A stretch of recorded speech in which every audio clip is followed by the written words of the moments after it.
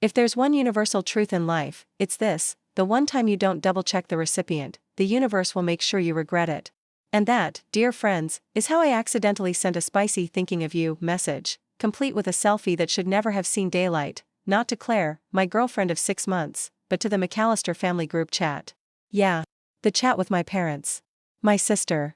My sweet, 74-year-old grandmother. The one with the pinned message that says, "Happy birthday, Nana." It all started on a perfectly normal Thursday morning. I was running late for work, half-dressed, balancing my coffee mug on a stack of unfiled paperwork, when Claire texted. "Last night was amazing, can't stop thinking about you." I grinned like an idiot, set my coffee down, and started typing a reply. Now, for context, I am not a sexting pro. I am, at best, an enthusiastic amateur. So what I sent was earnest. Maybe too earnest. "You think last night was good? Just wait till this weekend." And because I was feeling particularly bold and sleep-deprived, I added a mirror selfie. Shirtless. Hair sticking up in a way that was supposed to look effortless rugged, but probably just screamed unemployed raccoon. I hit send. And that's when I saw it. The little header. The cursed words. McAllister family chat. I swear my soul left my body. I stared at my phone, praying I'd hallucinated the whole thing. But no, there it was. My smug face, my message, and the little delivered check mark like a gravestone for my dignity. And then the replies started. First came my sister, Emma. WTF? Then my mom, Orion? Then my dad, who, for some reason, only ever texts in full caps. Delete this. Now. And finally, the one that truly ended me. Nana asterisk, "Oh honey, you look very healthy. Eat more vegetables." I wanted to crawl into a hole and die. Preferably a deep one. In another dimension. I did what any sane person would do. I threw my phone across the room, sat down on the couch, and seriously considered faking my own death. But then Emma called. "What the hell, Ryan?" she shrieked the second I picked up. "It was an accident." I yelled back. "I meant to send it to Claire." "You sent a thirst trap to Nana." "It wasn't a thirst trap." "Oh my God," she said, voice dripping with disgust. "I need therapy. So does Nana. And Mom. And probably the dog." By the time I got to work, the damage had only gotten worse. My dad had sent a follow-up text reminding me that this family values decency, and that, if you're going to engage in activities, at least be discreet. Nana had sent me a link to a vitamin supplement for stamina. And Emma had changed my contact name in the group chat to Ryan. I tried to put the whole thing behind me. Pretend it never happened. Act normal. But the universe wasn't done humiliating me. Because that night, at family dinner, no one would look me in the eye. Mom kept nervously refilling everyone's wine glass. Dad spent the entire evening muttering about kids these days. And Nana, sweet, oblivious Nana, brought up vegetables. "Ryan, darling," she said as she passed me the mashed potatoes, "you really should eat more greens. Keeps your energy up, you know." I read about it in an article. Emma nearly choked on her breadstick. And Claire? Oh, Claire thought it was hilarious. When I finally confessed what happened, she laughed so hard she had to sit down. "Oh my God," she gasped, wiping tears from her eyes. "You sent it to your grandma?" "To the whole family chat," I groaned. She bit her lip, trying to stifle another laugh. "Well, at least you looked good in the picture." But here's the thing about disasters, they snowball. The screenshots started making the rounds. First Emma sent it to her best friend. Then her best friend sent it to her boyfriend. Then somehow my coworker, Josh, brought it up at lunch. By Friday, I was Eggplant Ryan in 3 separate group chats I wasn't even in. And that's when things got truly messy. Because one person I hadn't told, one person I really didn't want to know, found out. Melissa. My ex. The one who dumped me 6 months ago with a brutal, "It's not you, it's your complete inability to act like an adult." And Melissa? She wasn't laughing. Her text came in at 11 p.m. sharp. "So, you're still sending gross selfies, huh? Classy."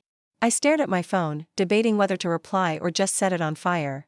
In the end, I went with, "It was an accident. Long story." To which she replied, "It always is with you." And then, because apparently hell has no bottom, she added, "Good luck explaining that to your new girlfriend when she realizes you haven't changed." That's when I realized 2 things.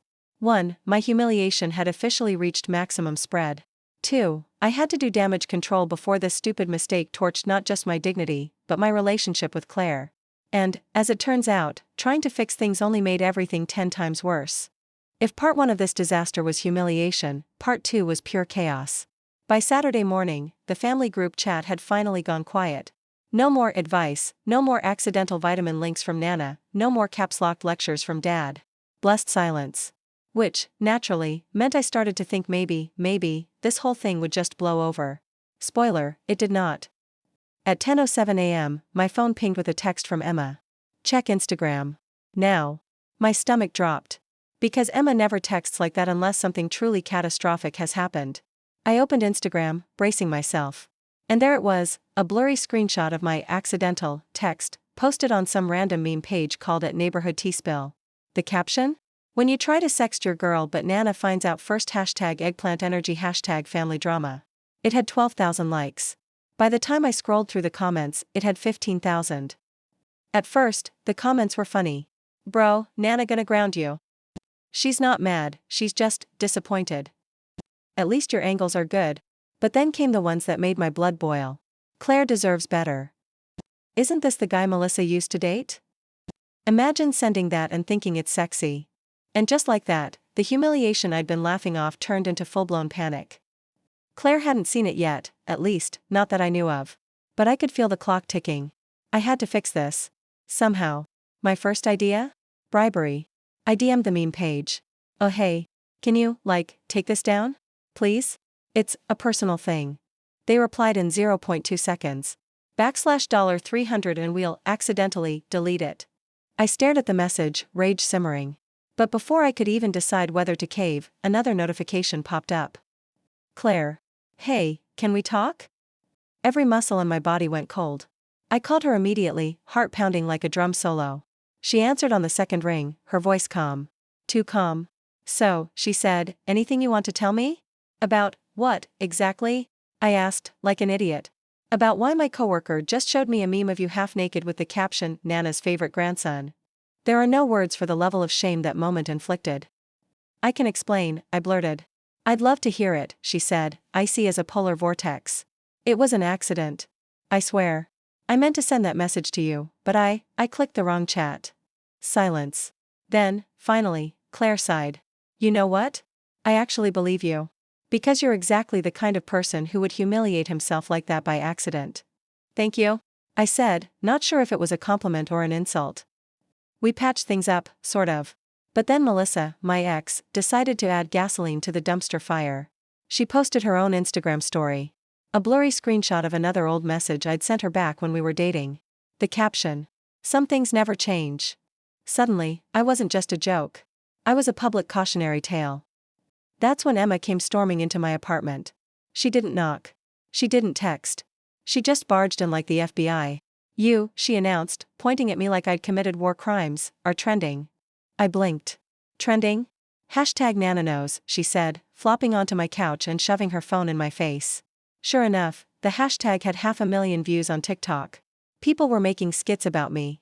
Lip-syncing my text. Someone even made a parody song called Grandma's Boy. This is a nightmare, I muttered, burying my face in my hands. Emma just smirked. Honestly? I think it's kind of iconic. You're, the main character of the internet for a hot minute. I don't want to be the main character. I groaned. Tough luck, she said. Also, Nana saw the memes. She thinks they're very creative. By Monday, even my boss knew. I walked into the office and immediately got hit with a chorus of fake coughs and not-so-subtle whispers. Morning, eggplant, Josh called, grinning like an idiot. I pretended not to hear him and spent the day hiding in my cubicle, seriously considering whether witness protection was an option. And then, just when I thought it couldn't possibly get worse, Nana called. Ryan, sweetheart, she said, her voice sweet as pie, a reporter called me today. From a magazine. They said they want to do an article about you. I nearly dropped my phone. A what? Oh, I told them no, of course, she continued. I don't like talking to strangers. But I did tell them that you're a very nice boy and that you've always been enthusiastic. At this point, my life was in shambles. Claire was barely talking to me. My family would never let me live it down.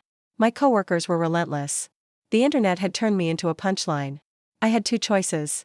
1. Go completely off the grid and start a new life in rural Canada. 2. Own it. Guess which one Emma convinced me to do. Listen, she said, perched on my kitchen counter with her arms crossed. You can either hide forever, or you can flip the narrative. Make fun of yourself. Take the power back. And how, exactly, am I supposed to do that? I asked. She grinned. We're making a TikTok. Which is how, 3 hours later, I found myself in my living room, holding a plate of broccoli while Emma filmed me saying, "Eat your vegetables, kids, or you'll end up like me." We posted it. It went viral. Overnight, I went from tragic meme guy to self-aware tragic meme guy, which, apparently, the internet loves. Brands started reaching out. Broccoli companies. Gym chains. A dating app that wanted me to be the face of their "send it to the right person" campaign. And for the first time since this nightmare began, I started to think maybe, I could actually survive this. But just when I was starting to feel in control, the universe delivered one last twist. A DM. From a verified account. A producer. They wanted to talk to me. About turning the Sext scandal into a reality show. By the time I sat down to that Zoom call with the TV producer, my life was basically unrecognizable. 3 weeks ago, I was just a guy trying to flirt with his girlfriend. Now, I was the walking embodiment of "be careful who you sext," a trending hashtag, and, according to a BuzzFeed quiz, the accidental icon of 2025. And somehow, that made me a hot commodity. "Ryan," said the producer, "a guy named Chad with a man bun and the kind of blindingly white teeth you only see in Hollywood, America loves you." I blinked. "They love me? They love your story," Chad clarified. "The everyman who screwed up but owned it. You're relatable. You're funny. You've got Nana. And, listen, we think this could be huge." My brain struggled to catch up. Huge, like, how huge? Like, reality show huge. Eggplant energy, the redemption arc. You, dating, navigating fame, and, of course, weekly cameos from Nana. We'll get her a catchphrase. Maybe, "Eat your veggies, kids." Boom. Instant brand. I sat there, slack-jawed, as Chad rattled on about sponsorship deals and streaming platforms. I should have said no. I wanted to say no. But then my rent reminder popped up on my phone, and suddenly the idea of getting paid to make a fool of myself didn't sound so bad. "Okay," I said, voice shaky. "I'll think about it." Chad grinned. "That's all we ask. Oh, and tell Nana we love her." When I told Emma, she screamed. "This is it," she yelled, jumping on my couch. "This is your redemption arc, Ryan. You're going to be famous." "I don't want to be famous," I muttered. "Yes, you do," she said. "At least admit you want to pay off your credit card debt." "Okay, maybe that." Claire, on the other hand, was less thrilled. "You're really going to turn this into a show?" she asked when I told her, arms crossed, eyebrow raised. "I mean, maybe? It's just a conversation right now," I said, trying to sound casual. She rolled her eyes. "Right. Because nothing says trustworthy boyfriend like monetizing the scandal where you accidentally sext your grandma." "That's not what it's about," I argued. "It's about growth. And, eating vegetables." Claire didn't laugh. Things between us got tense after that. Not because she didn't care about me, I think she did, but because suddenly, I wasn't just Ryan, the slightly awkward boyfriend who loved bad reality TV. I was Ryan, the accidental meme guy who might get his own reality show. And Claire? She hated sharing the spotlight. Meanwhile, Nana was living her best life. She'd started an Instagram account, Nana Knows Best, where she posted pictures of her knitting projects and daily vegetable tips. She had more followers than I did. Brands were sending her free stuff. Free vitamins. Free blenders. Someone even sent her a custom "Eat Your Veggies" hoodie, which she wore in every photo. When I called to check in, she said, "Ryan, honey, I think we're influencers now. Isn't that exciting?" The first time I realized how big this whole thing had gotten was when a group of teenagers stopped me on the street.